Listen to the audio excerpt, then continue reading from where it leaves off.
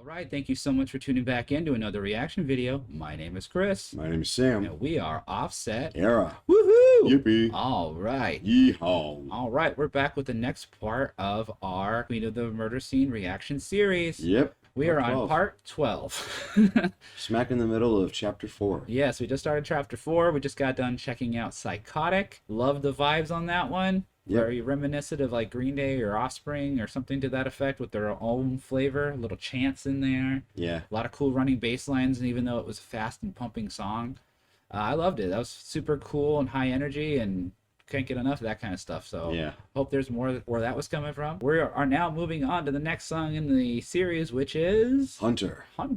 Now, a lot of these notes that we're reading about these descriptions in these later sections are referencing some vlogs. We noticed it in Psychotic as well. Yeah. It has been suggested that we check those out. I don't know if we'll do those as a reaction video or not. I noticed that some of these are quite long. They're like 23 minutes, so we might break those up, or we might add those onto as a bonus. We'll see. Let us know if there's any interest in us doing that. If there is, then we might consider doing that as like a bonus video toward the end of this series. Just kind of to cap everything off. I think it would be nice to do that. So yeah, if that sounds like something you guys would be interested in, let us know. Can we see enough support for it? We will definitely do that at the end. All right, well, what do we know about Hunter? Well, as per the girls' vlog, in Hunter, the Grim Reaper appears and delivers a fatal wound to the Queen at the end of the song. However, since the Queen has multiple personalities and is psychotic, it's easy to see that the Grim Reaper is more of a manifestation of either the evil side or of some other personality inside of her, and that she commits suicide. Perhaps one personality believes that it is killing another one of the personalities. This song could be the Queen's conscience reasserting herself, letting the evil side know that the war within will never end. That's interesting. I don't know what to make of that. So, hold on. The Grim Reaper appears, delivers a fatal blow to the Queen at the end of the song. Okay. Queen has multiple personalities and psychotic. It is easy to see that the Grim Reaper is a simple manifestation of the evil side. And that she kills herself? Is that literal? Kind of confused on this. I think there's a lot of...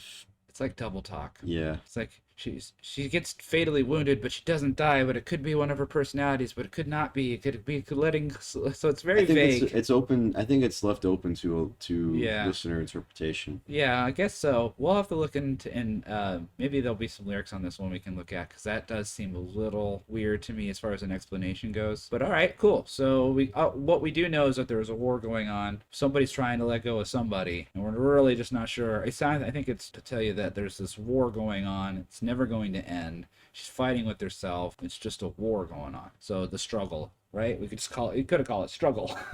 Struggling. All right, let's flip over to the video here. And as we mentioned on all of these, we always check out the Live at Lunario CDMX. We've done the entire concert series up until this point, and we'll do it all the way to the end. Yep, live in Mexico City, 2018. That's it. This one has 123,000 views in just 4 years. 202 comments. Love how Danny never plays rhythm. Never just plays rhythm. Oh, never just plays rhythm, and just is. But is constantly throwing lead riffs and counter melodies in with her guitar. Yep, I've seen a mismatch of that. Sometimes she is playing rhythm, and then she does play the leads. But there seems to always be some kind of counter guitar in the backtracks. So whatever she's not playing, it's being complemented by something else. Which, if I have the option to do it in my own band, being a 3-piece, would love to do that. Love having a second guitar. Sometimes having a second guitar player is not always best for various reasons we won't get into here. So I understand the reason why you would want backtracks to supplement your guitar parts. So, but yeah, it's cool. It's really interesting to see what she chooses to play and what she chooses to let the backtracks play. So interesting comment there. It really solidifies what we've been seeing through this entire reaction series and the entire concert series. Is this? There's been a heavy use of backtracking for sounds, screams, ambient vocals. We've seen that backtrack being pretty sophisticated. I mean, it had a lot to it. Yeah, their bass is always killing me. Yeah, me too. Well, your bass is killing me, man. It's killer. These three beautiful young ladies know how to tell a tragic love story. Yes, they do. That is indeed a tragic love story. Yes. Aren't those the best kinds of love stories? I think they're the only kind. The Romeo and the Romeo and Juliet's, the Queen of the Murder Scene. Yeah, this is special. The three of them are bursting with talent and class. Danny doesn't just sing. She pulls you into the song with her drive and charisma, and is a superb guitar player. Pal absolutely nails the drums every time, and an absolutely incredible drummer. And Allie keeps the songs rolling and tied together with her superb and brilliantly executed bass lines. I get goosebumps every time I listen to The Warning. Phenomenal. What a well thought out and well written comment. Indeed. Exactly. Wow, what a fantastic sound. The bass is so deep and powerful. The drums are extremely amazing. The lead guitar is really metallic and superb. The vocals and the blending of the voices are excellent. Three beautiful girls rocking the world. I noticed that on these, with especially when it came to the background vocals, there is a lot of production in the background vocals. So I mean, I know what a live sound would sound like if they were just like playing it through a PA system, like what we do on our local shows. It wouldn't sound it wouldn't sound as polished and stereoed, and like there's definitely some effects that they're putting on to make like the background vocals really sound full. Yeah. So like I don't know if it would exactly what they're using, but it does sound like little bit of like panning is going on where they're taking the voices and they're putting one in one speaker and putting one in the opposite speaker, and it gives you that cool like full stereo effect. All right, I think we can get into this one. And if this is your very first time checking out our Queen of the Murder Scene reaction series, welcome. Welcome. Make sure you go back and listen to all of them if you haven't seen them already. We have a playlist on our landing page when you go to our YouTube page. It's under playlist, and we've done the entire reaction series under there, so you can look and start at the first one if you haven't done so already. And make sure you're caught up with the story with us. I have seen comments that people are checking this out for the first time with us, which is awesome. It's not just people returning to their favorite band, but there's people actually following along for the first time with us. So that's really cool. I'm glad to hear that, and it's really neat to know that we're turning people on to new music. Like that's pretty awesome. Yeah, that's really cool. I mean, that's not the first time we've seen it. I've seen a few people like, I've never heard this song, but now I love this band, and it's because of your reaction video. It's like, wow, that's awesome. Well, if you're not new to the channel, you know what time it is. It's time for the glorious Epic transition. Warp. All right. There we are. Here we are. The Hunter, the Warning. Oh, just Hunter. Hunter, the Warning, live at CDMX with this Lunario in the middle. Yeah. All right, here we go. Ooh. I like that riff. Oh, I didn't expect that.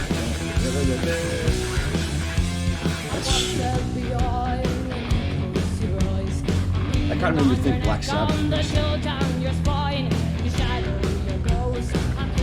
Toms are sounding really slappy.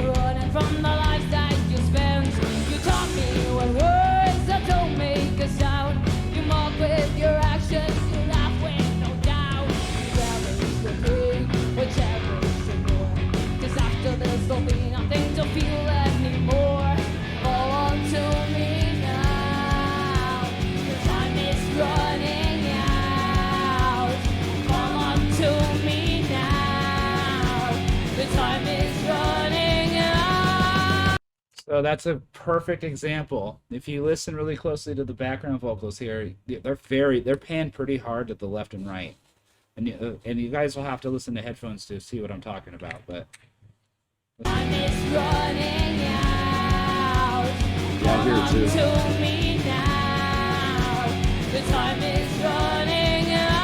Really?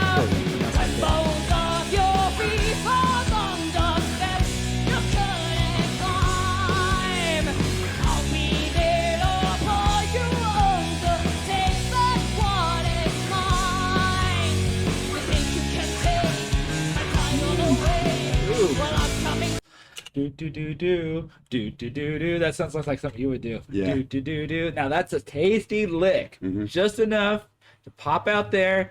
It's not super like. It's just dun dun dun. It's a lick. It's a riff. It's a part. You know, Yeah. it's not just It's not just filling it in for the sake of filling it in. It adds to it. It's playing for the song. It's so cool, man.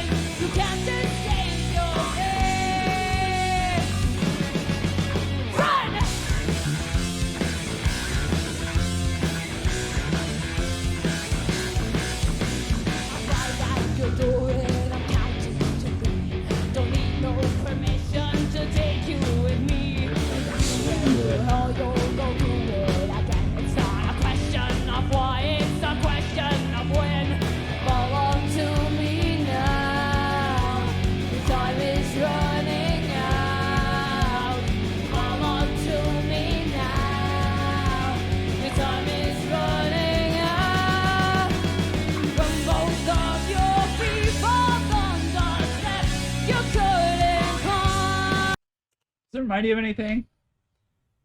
Classic rock. Yeah, Dun, dun, dun, dun, especially dun, that main dun, riff. dun, Dun, dun, dun, dun, dun. dun. That is straight up Black Sabbath to me. Yeah. That to me that makes me But think. the melody they're singing Yeah. also reminds me of something. Na, na, na, na, na, na. It almost reminds me of like a Fleetwood Mac song or something. Come on, na, na, na, na, na, It's an interesting thought. na, na, na, na, na. It sounds very familiar. I don't think it's outside the realm of possibility Yeah.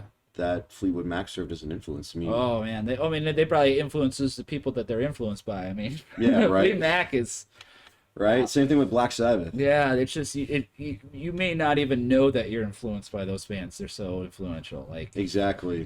even if it's like through other degrees of separation, like through other bands. Like any band that says they're not influenced in some way by the Beatles. Yeah, I was gonna say the Black Sabbath. Beatles, because like I grew up listening to Nirvana a lot. Yeah. And Nirvana, And Kurt Kurt Cobain was a huge Beatles fan. Yes. Was a huge Beatles fan. That's the only way that Butch Vig got him to do doubles on yeah, the vocals. because he was like, the Beatles did it. Yeah. Lennon and McCartney did it. Yeah. It's like, okay. Yeah, that was the only way. That's funny. I'm a big Nirvana fan too. So. Yeah.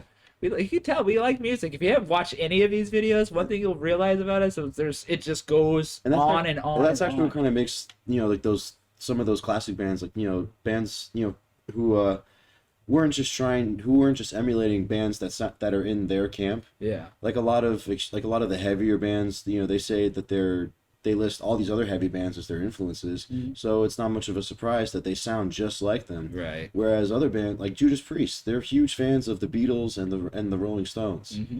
And it shows. Right. It shows in their variety, Yeah. especially in the 70s. Yeah.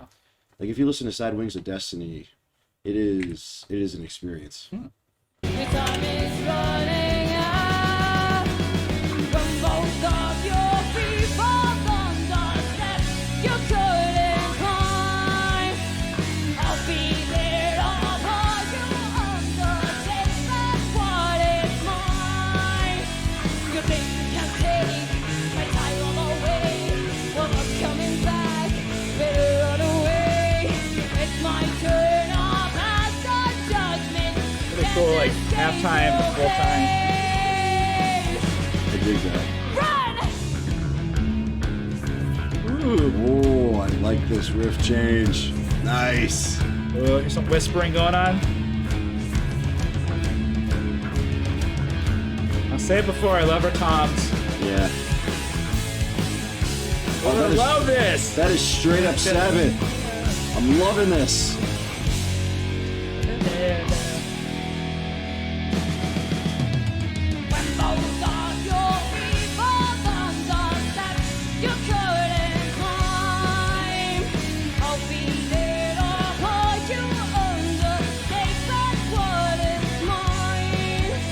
You think you can take my title away? Well, I'm coming back, better run away. It's my turn, I'll pass the judgment, can't escape your fate. Run! Run! Whoa, that's a different key. Run! Oh, love that. They do it like a couple times. Yeah. It's got a shuffle to it. It kind of reminds me. Let's flip this back. It kind of reminds me of when Green Day came out with from Green Day's Nimrod. Dun dun dun dun dun dun. Dun. It had that kind of that shuffle. Dun, dun, dun, dun, dun, dun, dun. This had a shuffle similar to that. It kind of reminded me of that. I dig that. I like shuffle. I like shuffle time. shuffling is really cool. We see it in a lot of Ginger videos too. Yeah. A lot of shuffling going on. We should implement that for the next record. Yeah, it's just a nice way to just kind of like break things up. Yeah, I dig shuffling. You know, that swing kind of groove. Yeah. I love groove stuff. You know, like There's a gets lot of people this and bopping. that. And then of course Yeah. the vocal melody for the chorus definitely was reminiscent of other, popular rock songs throughout history. And if we know anything from that Ed Sheeran lawsuit, you can't copyright a chord progression or a melody. Because all that stuff only works because it's in with the realm of music theory. which Right. We're not going to get into because it breaks my head. yeah. But yeah. Anyway, that was our reaction to Hunter, the Warning, live at CDMX. With the Lunario in the middle. With a lot of, I don't know, I'm just skipping that now. We're just saying CDMX. Sounds cooler. We are Offset Era. We are 2/3 of the band. We just recently put out an album called A New Era. 6 new songs, super heavy, all original, lots of fun to play. Exactly. And we just played a show last night even. It was great. We had a good time.